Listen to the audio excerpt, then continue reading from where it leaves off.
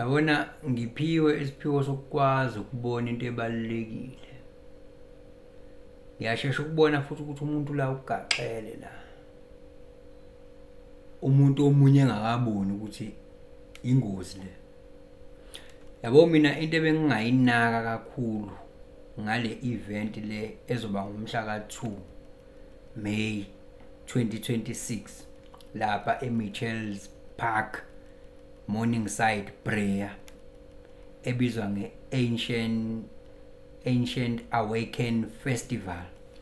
Into ebengayinaka kakhulu ile yokuthi number of people is limited. Ileyo ke ngiyakubona ke konke okunye ukuthi shade of green valley theme, shade of green ungaphatha into yokubhala inotini kuthiwa yini lento ama journal lokho uzobhala khona nje because it's gonna be it's gonna be informative as well. Ungaphatha lento ozohlala kuyona noma iyogamethi noma i-camchair noma i-cushion because we are going to be in the park for an extended period of time. But ngeke uze kufike konke lapho uma ngabe ukuthi wena usugcwalelwe la kubukwa khona usugcwalelwe, ngeke uze kufike konke lapho.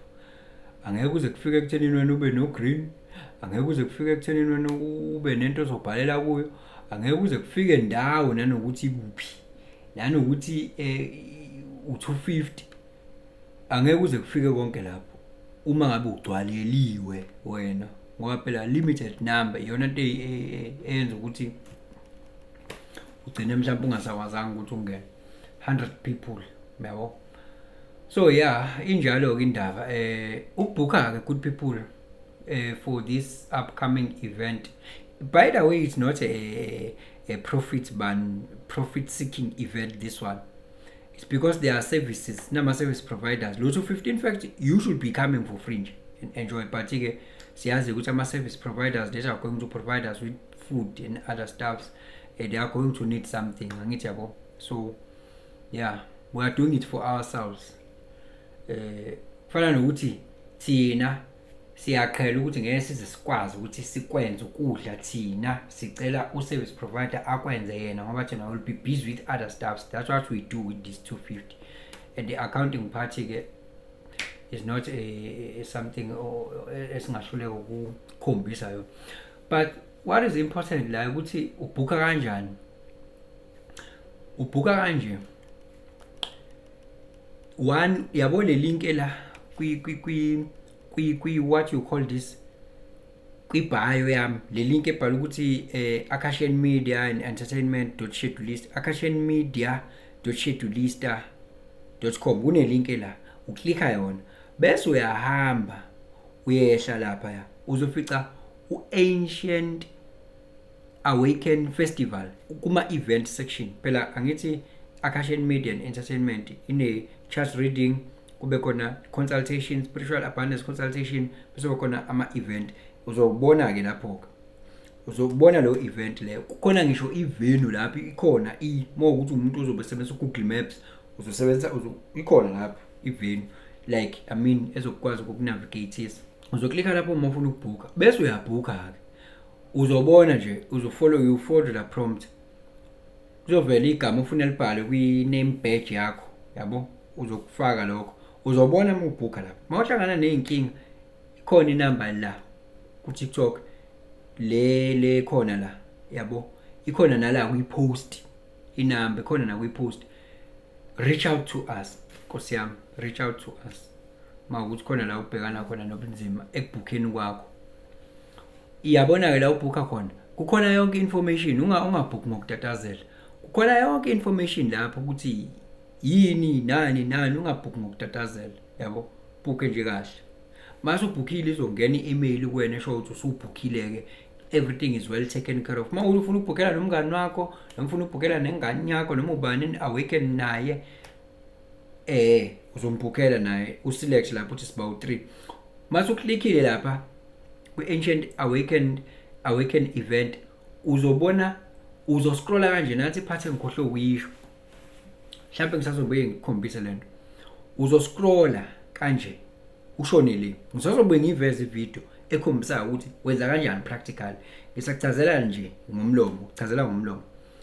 Uzothi mawuklikha u-ancient event lo, kuvela ikhalenda leli.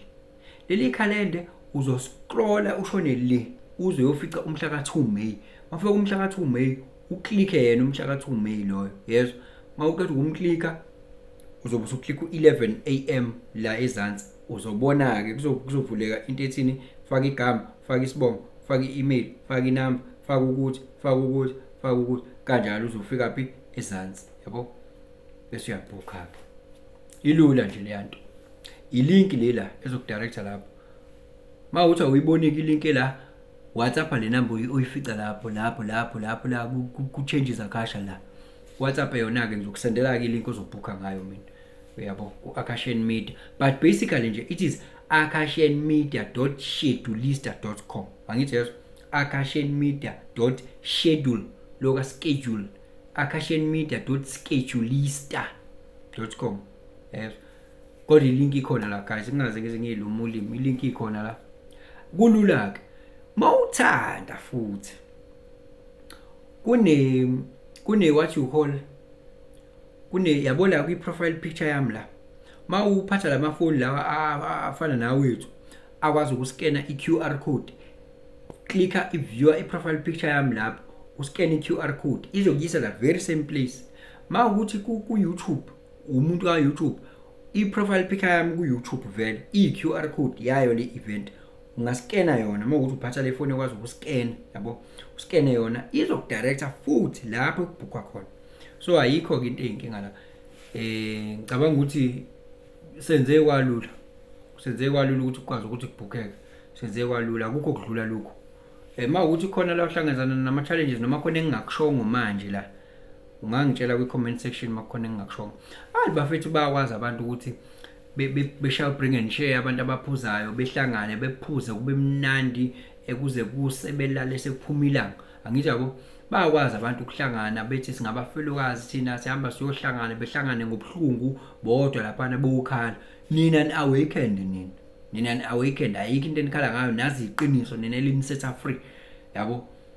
So ke abantu abazobe befana nawe labo aba-awakened, abangama-truth seekers just like you.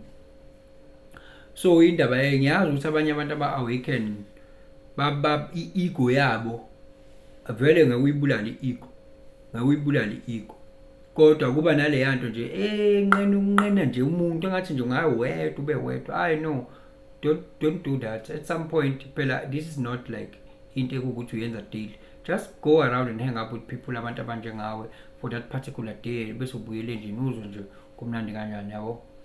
Ungasali usufa wedwa endlini, usuyigqume wedwa, uhlezi ubuka ama-video nalabantu labo uhlangana nabo, uyafisa nokuhlangana nabo changes akasha, uyakufisa nokuhlangana nabanye ngaphandle ka-changes akasha, kodwa nje uhlezi wazi igama nje wena uthi khona uBrenda Musa, uswazi igama nje. Khona ubani khona uZo, wazi igama nje, awumazi yena umuntu uqobo lwakhe. Mhlawumbe mengabe kwazile ukuphumelela lapha uzogcina usumazi. That's how you expand, guys. That's how you expand. That's how you shift, create a new world. Yabo, because the old world vele ukhule ngayo, le old world iyakwazi, iyakulebhela, and question ukuthi what kind of a person are you now, all of those things. But just to expand wakho umhlaba wakho, cabanga ukuthi you are going to have fun lapha. We trust so much organizer wethu uNoma Mvuyane, umuntu vele ukujwayele ukuhosta. We are going to have a lot of fun lapha. I strongly believe it as well. I'll be there, yabo, because ke mina ke nakho ngikhona la. I'm making sure ukuthi kuyabhukeka. I'm making sure ukuthi nongazi uyazi nge-event. That's what I'm making sure of. Ngithi yabo, because nina niyangazi mina ngikhona la. So bengikhuluma nge-event nje kule video. Nothing much. Sesideke isikhathi. Usangawufuna lo shade of green, usangawufuna lo yoga mat mawuthanda usangayifuna lo camp chair, yabo. Mawuthanda usangathi kungenzeka noma yini noma inini noma kanjani.